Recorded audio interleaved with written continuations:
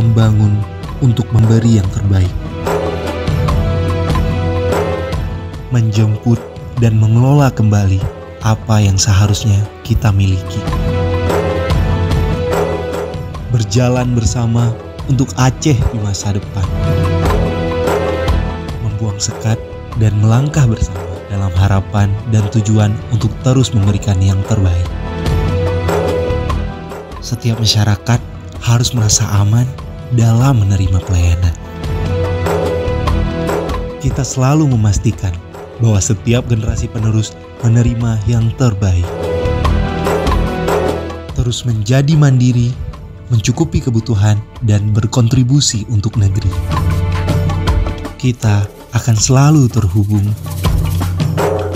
untuk bersama pulihkan negeri.